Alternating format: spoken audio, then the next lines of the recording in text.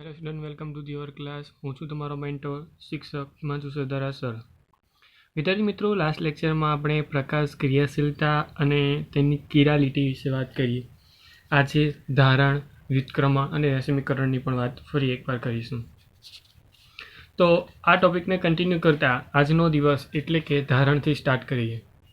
ચલો, ધારણ શું છે એ વસ્તુ સમજીએ. તો એમ કહી શકાય કે જ્યારે રાસાયણિક પ્રક્રિયા અથવા રૂપાંતરણ દરમિયાન કોઈ રૂપાંતરણ થાય છે તે દરમિયાનની વાત કરીએ તો એક સંમિત કેન્દ્ર પરના સંમિત કેન્દ્ર ને અસંમિત કેન્દ્ર શું છે તમને સમજ હોવી જોઈએ. હવે તો સંમિત કેન્દ્ર પરના બંધોની અવકાશીય ગોઠવણીની સંરચના સંપૂર્ણ સચવાઈ રહે. ફરી એકવાર ક્લિયર બોલું છું કે અવકાશીય ગોઠવણી જે છે તેની સંરચના સંપૂર્ણ ગોઠવાઈ રહે તો તેને વિન્યાસનું ધારણ કહીશું આપણે. ધેટ મીન્સ અહીં એવું વસ્તુ ક્લિયર છે કે જે ચારે ચાર બંધારણો સાથે આ કાર્બન સાથે જે ચારે ચાર જોડાયેલા છે તે પોતાનું અસ્તિત્વ જાળવી રાખે છે. એમાં કોઈ પ્રકારનો ફેરફાર થતો નથી કેમ કે બંધ તૂટતો નથી. આ ચારમાંથી કોઈનો પણ બંધ તૂટતો નથી. રાસાયણિક પ્રક્રિયા થાય છે, હા થાય છે.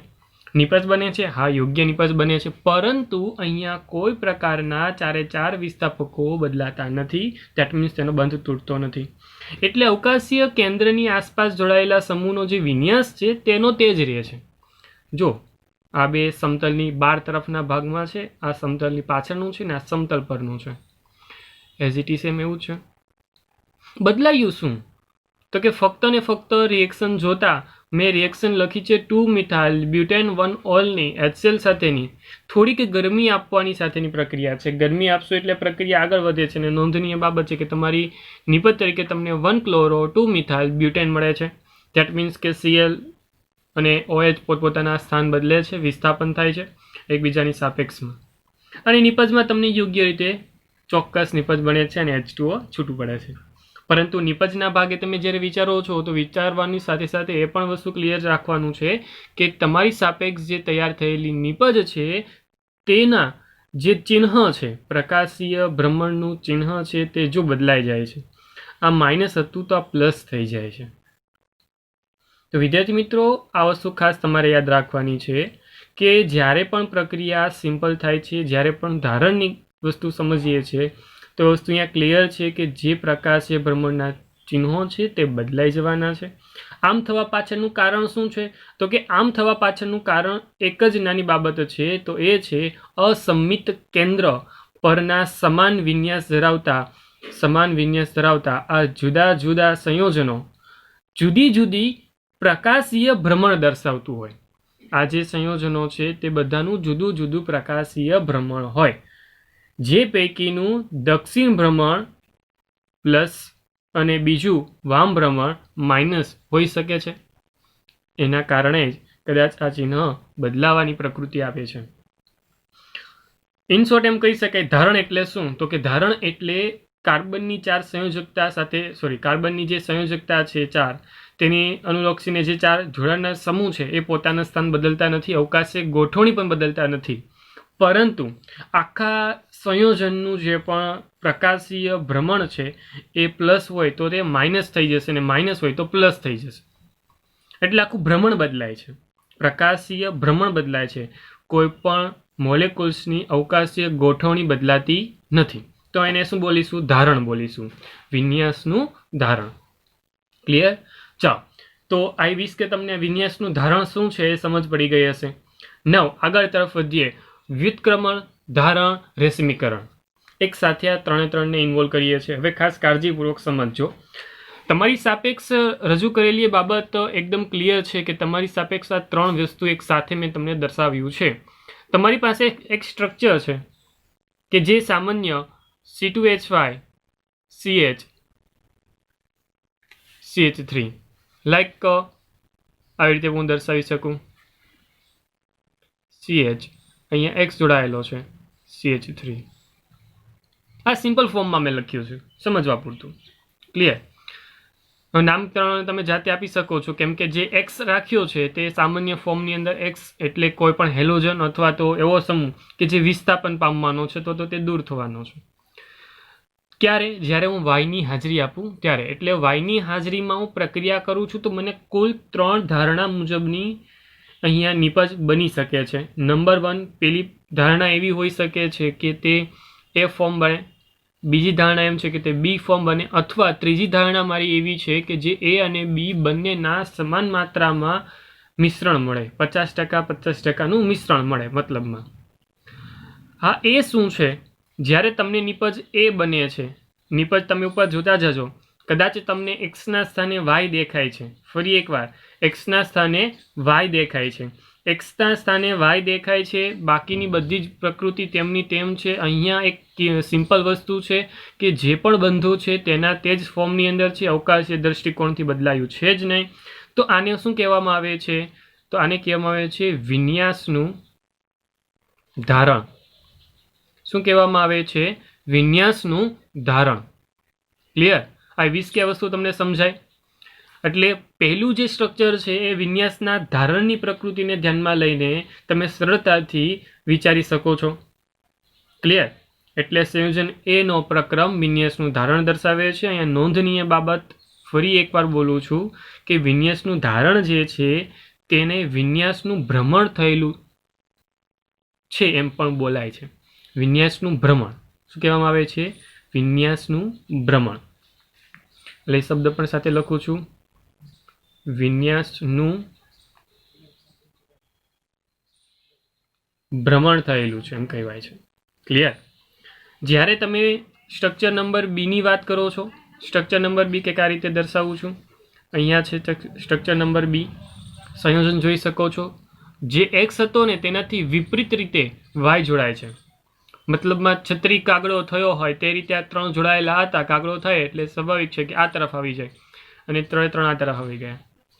દેટ મીન્સ કે આખી એક્સની પ્રકૃતિ છે ને તે બરાબરની પેલી બાજુ ચાલી જાય છે અને વાય બને છે. અને તમે બધા જાણો છો આને વિન્યાસનું વ્યુત્ક્રમણ, એટલે આખું બદલાય છે, વ્યુત્ક્રમણ એમ કહેવાય. એટલે આને નામ આપીએ આપણે વિન્યાસનું વ્યુત્ક્રમણ. ઓકે, એટલે સિમ્પલ જે સ્ટ્રક્ચર નંબર બીમાં વિન્યાસનું વ્યુત્ક્રમણ થયેલું છે એમાં આપણે ઓળખી શકીશું. ક્લિયર?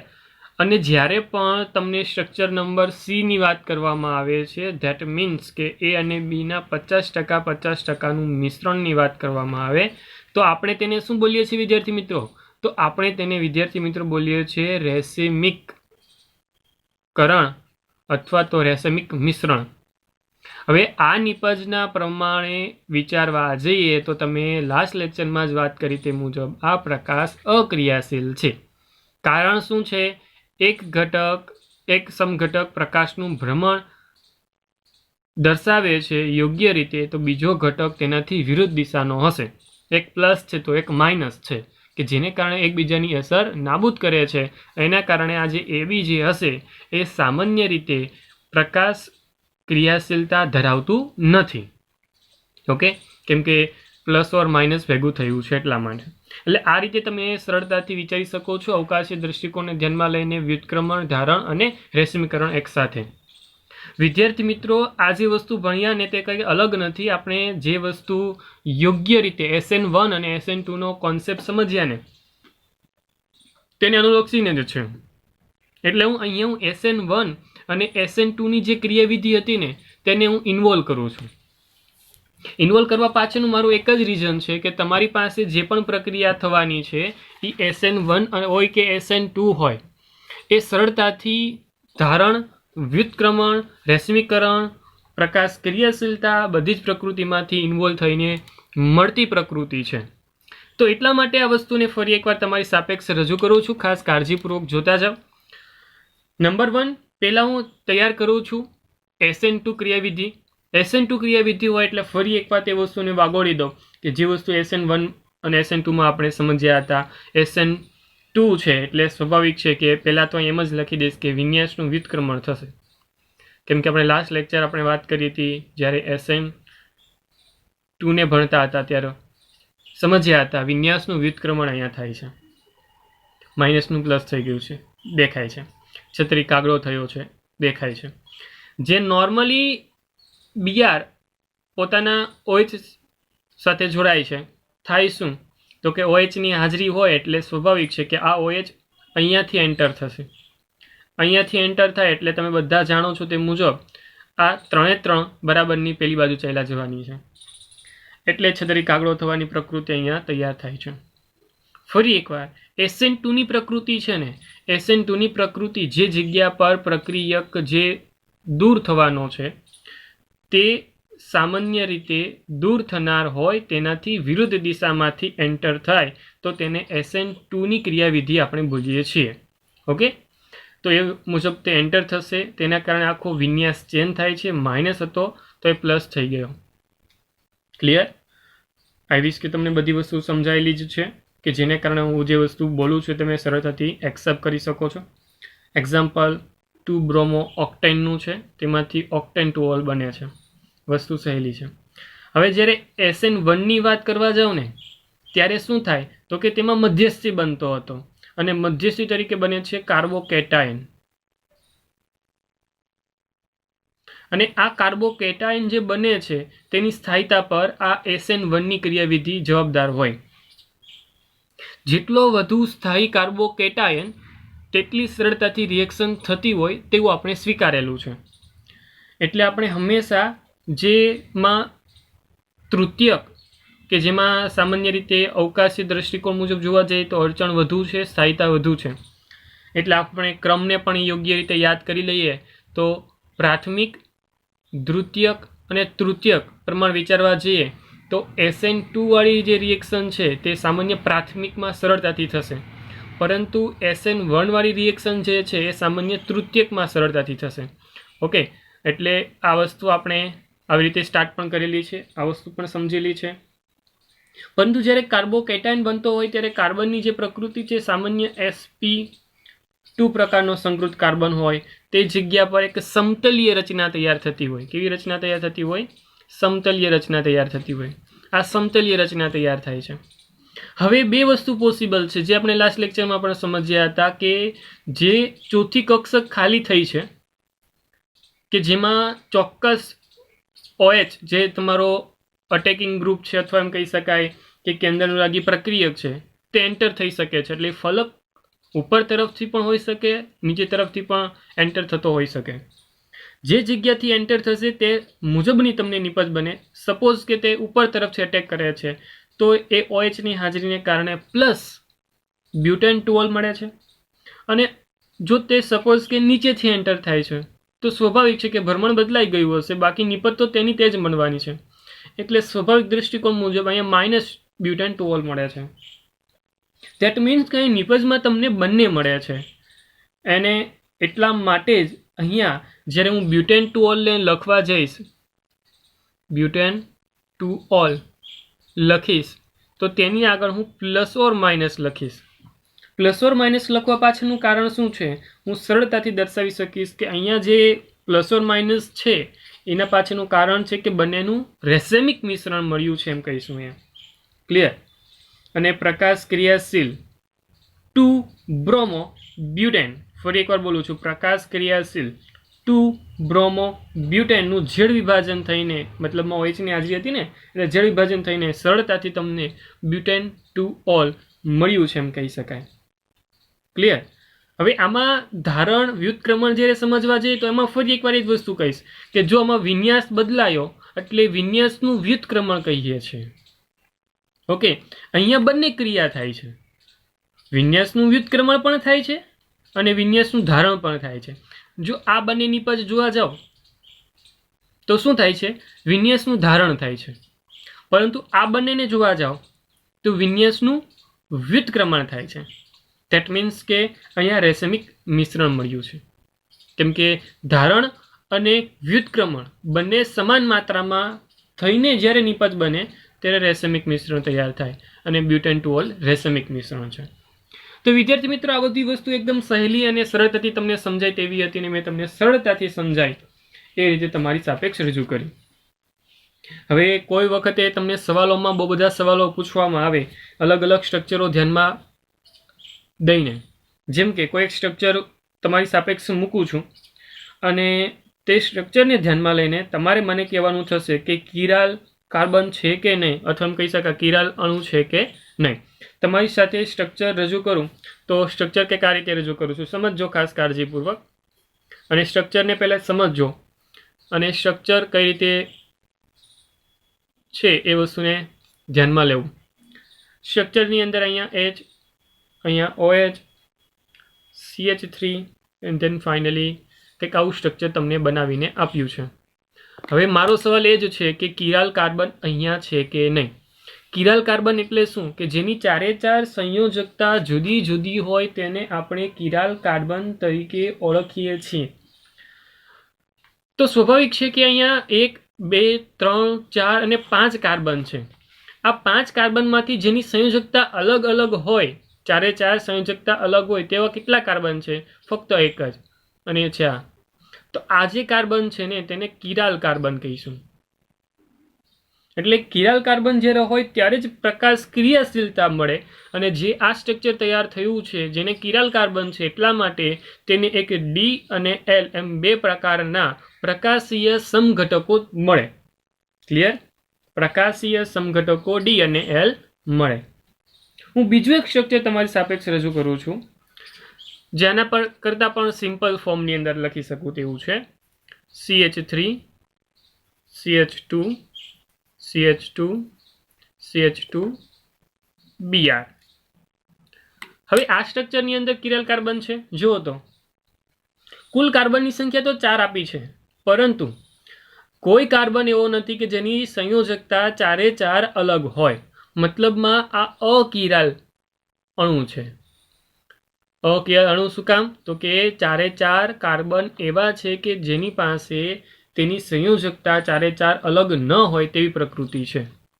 કોઈ પાસે એવું નથી. જો આની પાસે 3 હાઇડ્રોજન છે, મતલબમાં 3 સમાન છે, અહીં 2 સમાન છે, અહીં 2 સમાન છે, અહીં 2 સમાન છે. પરંતુ જો આને ફેરવીને આનો એક કહેવાય ને કે સમઘટક લખું, એ સમઘટક કંઈક આ રીતે દર્શાવું છું. સમજજો ખાસ, સમઘટક જ લખું છું. જે Br આ કાર્બન પર હતો મેં આ કાર્બન પર સેટ કરીને આપ્યો. હવે Br નું સ્થાન ફક્ત ચેન્જ કરીને મૂકવું ને તો પણ તમને ત્યાં સમઘટક મળે છે, અને એ સમઘટકમાં તમને કિરાલ કાર્બન મળે છે. મેં સ્ટાર માર્યો તે કિરાલ કાર્બન છે, એટલા માટે મેં સ્ટાર માર્યો છે. અને સરળતાથી એ કિરાલ કાર્બન મળે છે કેમ કે એક સંયોજકતા હાઇડ્રોજન છે, બીજી સંયોજકતામાં CH3 છે, ત્રીજામાં Br છે, અને ચોથામાં CH2 CH3 છે. મતલબમાં ચારે ચાર અલગ છે, અને ચારે ચાર અલગ હોય તો અહીંયા પણ તમને ડી અને એલ બે પ્રકારના સમઘટકો મળશે. તો તમને પ્રકાશીય દ્રષ્ટિકોણ મુજબ, મતલબમાં પ્રકાશ ક્રિયાશીલ છે કે નહીં આ વસ્તુ તમને ઓળખતા આવડતી હોવી જોઈએ, અને એ વસ્તુ ક્લિયર થયા પછી જ તમે સરળતાથી પ્રકાશ ક્રિયાશીલ સમઘટકોની પણ બાબત ચર્ચામાં લઈ શકો છો. એક આ વસ્તુ ખાસ કાળજીપૂર્વક તમારે સમજવી જોઈએ. એટલા માટે જ, કારણ કે આમાં બહુ બધા MCQ પૂછાઈ આવે છે. ગુજકેટ 2020માં પણ આનો એક સવાલ હતો કે જેમાં તમને એક સ્ટ્રક્ચર આપીને પૂછવામાં આવ્યું છે કે આ સ્ટ્રક્ચર છે જેમાં પ્રકાશ ક્રિયાશીલ સમઘટકોની સંખ્યા કેટલી. હવે નોર્મલી સ્ટ્રક્ચર આવું આપ્યું હોય. હવે આ સ્ટ્રક્ચરની અંદર આ એક જ સંયોજન એવું છે કે જેમાં સામાન્ય રીતે આ સ્ટ્રક્ચરની અંદર 2 સમઘટકો તૈયાર થાય, ડી અને એલ. તો પ્રકાશ ક્રિયાશીલ સમઘટકો પૂછ્યા છે, તો સ્વાભાવિક છે કે ડી અને એલ એક સ્ટ્રક્ચરની અંદરથી આ 2 ભાગ તૈયાર થતા, મતલબમાં 2 સમઘટકો તૈયાર થાય. એટલા માટે તેનો જવાબ સિમ્પલ 2 ની પ્રકૃતિમાં ત્યાં વિકલ્પમાં આપ્યો છે. હવે આ વસ્તુ જે ઓબ્ઝર્વેશનમાં તમે જોઈ શકો છો કિરાલ કાર્બનની સંખ્યા પર આધાર રાખે છે. તો એક મારો નાનો સવાલ તમે જાતે ફાઇન્ડ કરશો, અને એ સવાલ શું છે તો કે ગ્લુકોઝનું સ્ટ્રક્ચર જે બધાને કદાચ આવડતું હશે દોરતા, ગ્લુકોઝનું જે સ્ટ્રક્ચર છે સ્ટ્રક્ચર દોરો, અને તેની અંદર કેટલા કિરાલ કાર્બન છે, કિરાલ કાર્બન ની સંખ્યા ફાઇન્ડ આઉટ કરો. ફરી એકવાર બોલું છું, ગ્લુકોઝનું જે પણ સ્ટ્રક્ચર છે તેને ડ્રો કરો, અને તેની અંદર કેટલા કિરાલ કાર્બન છે. કેમ કે ગ્લુકોઝની અંદર તો કુલ 6 કાર્બન પરમાણુ છે, પરંતુ એ કાર્બન પરમાણુ બધા જ કિરાલ નથી. તો એમાંથી કેટલા કિરાલ છે એ તમારે ફાઇન્ડ આઉટ કરવાનું છે. અને જે પણ જવાબ યોગ્ય હોય, તમને સુટેબલ જવાબ મળતો હોય તો મને કોમેન્ટમાં જણાવો. એટલે તમારા ચોક્કસ સવાલના જવાબ તરીકે હું તમને તમારો આન્સર યોગ્ય છે કે નથી તો તમને આન્સરમાં પણ હું તમને પણ સજેશન કહીશ. ઓકે, તો આજના દિવસમાં બસ એટલું જ. ફરી એકવાર મળીશું. આપણી જે પણ પ્રોસેસ છે તેને કન્ટિન્યુ કરતા, આપણી જે પણ પ્રક્રિયાઓ છે તેને કન્ટિન્યુ કરતા, કેમ કે આપણે 1 by 1 ટોપિક બાય ટોપિક જે સમજીએ છીએ એક આ રીતેની પ્રોસેસમાં ભાગ લઈને આપણે આગળ સમજતા હતા, જેમાંથી કેન્દ્રાનુરાગી વિસ્થાપન પ્રક્રિયા હવે પૂર્ણ થઈ.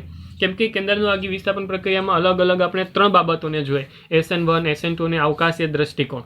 આ બધી વસ્તુ પૂર્ણ થયા પછી આપણે નેક્સ્ટ લેક્ચરમાં જોવાનું છે, અને એ છે વિલોપન પ્રક્રિયા અને ધાતુ સાથેની પ્રક્રિયા. તો વિદ્યાર્થી મિત્રો, નેક્સ્ટ લેક્ચરમાં ફરી એકવાર મળીશું. ત્યાં સુધી મને રજા આપો. હું છું તમારો મેન્ટોર, શિક્ષક હિમાંશુ સરદારા સર.